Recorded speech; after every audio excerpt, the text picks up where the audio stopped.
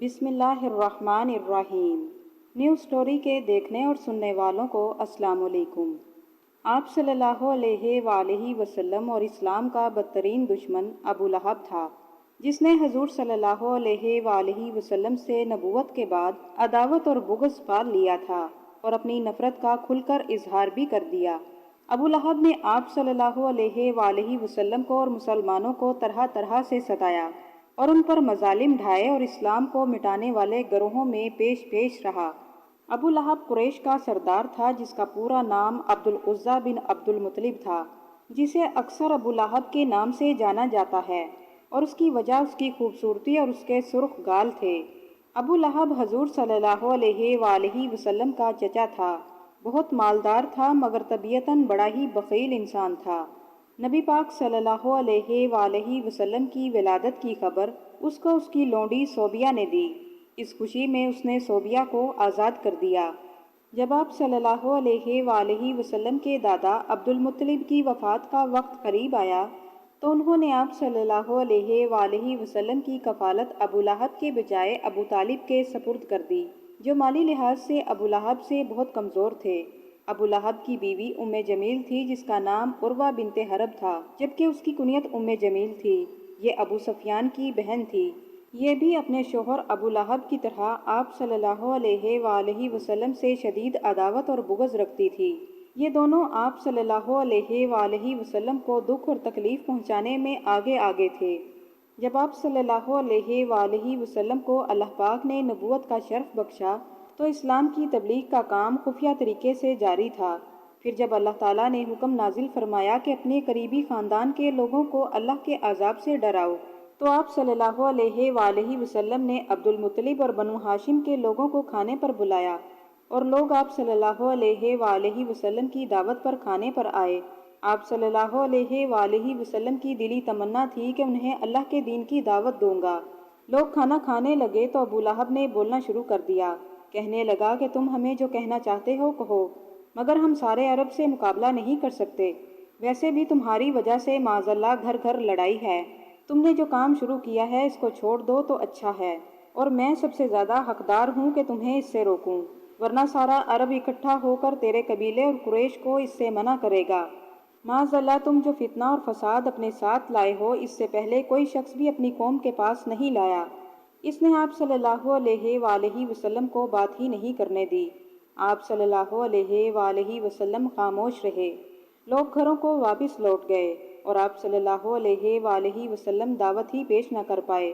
دوسری مرتبہ پھر اسی طرح کی مجلس کا اہتمام ہوا۔ لوگ پھر جمع ہوئے۔ ابو لہب نے پھر چالاکی اور ہوشیاری سے مجلس برخاست کر دی۔ پھر آپ صلی اللہ علیہ وآلہ وسلم صفا کی پہاڑی پر چڑھ گئے اور حکم خداوندی سے لوگوں کو اللہ تعالیٰ کے دین کی دعوت پیش کی۔ اس مجلس میں بھی ابو لہب موجود تھا۔ اس بدبخت نے مٹی کی مٹھی اٹھا کر رسول صلی اللہ علیہ وآلہ وسلم کی طرف پھینکی اور بڑی ہی بے ادبی اور گستاخی سے بولا، نعوذ باللہ، ہمیشہ تم پر ہلاکت ہو، تیرے ہاتھ ٹوٹ جائیں، تو نے اس لیے ہمیں یہاں بلایا تھا۔ اس پر آپ صلی اللہ علیہ وآلہ وسلم نے کوئی جواب نہ دیا۔ اس کے جواب میں اللہ پاک نے قرآن مجید میں سورۃ اللہب نازل فرمائی۔ اللہ پاک نے ارشاد فرمایا، ابو لہب کے دونوں ہاتھ ٹوٹ گئے اور وہ خود بھی ہلاک ہو گیا۔ اس کا مال اس کے کچھ کام نہ آیا اور نہ وہ جو کچھ اس نے کمایا۔ عنقریب وہ شعلے والی آگ میں داخل ہوگا اور اس کی بیوی بھی آگ میں داخل ہوگی، جو لکڑیاں اکٹھی کرنے والی ہے، اور اس کی گردن میں مضبوط رسی ہوگی۔ پھر جب آپ صلی اللہ علیہ وآلہ وسلم کے لخت جگر عبداللہ کی وفات ہوئی تو یہ بدبخت فوراً خوشی سے دوڑتا ہوا قریش کے پاس آیا اور کہنے لگا کہ آج خوشخبری لایا ہوں، محمد کا بیٹا عبداللہ فوت ہو چکا ہے، اور اب اس کے بعد ان کا کوئی نام لینے والا باقی نہیں بچا۔ اس کے جواب میں اللہ پاک نے سورۃ الکوثر نازل فرمائی۔ اللہ پاک نے ارشاد فرمایا کہ بے شک ہم نے تجھ کو کوثر عطا کی، تو اپنے پروردگار کے لیے نماز پڑھ اور قربانی کر، یقیناً تیرا دشمن ہی بے نام و نشان رہے گا۔ ابو لہب کی طرح ابو جہل بھی آپ صلی اللہ علیہ وآلہ وسلم سے دشمنی رکھتا تھا، اور وہ غزوہ بدر میں مارا گیا اور اس کی لاش کو کنویں میں ڈال دیا گیا۔ غزوہ بدر میں کفار کے بڑے بڑے سردار مارے گئے۔ ابو لہب نے غزوہ بدر میں شرکت نہیں کی تھی، مگر جب اسے یہ خبر ملی کہ قریش کے بڑے بڑے سردار مارے گئے تو اس نے کہا کہ شکر ہے کہ میں نے اس میں شرکت نہیں کی اور میں ذلت کی موت مرنے سے بچ گیا۔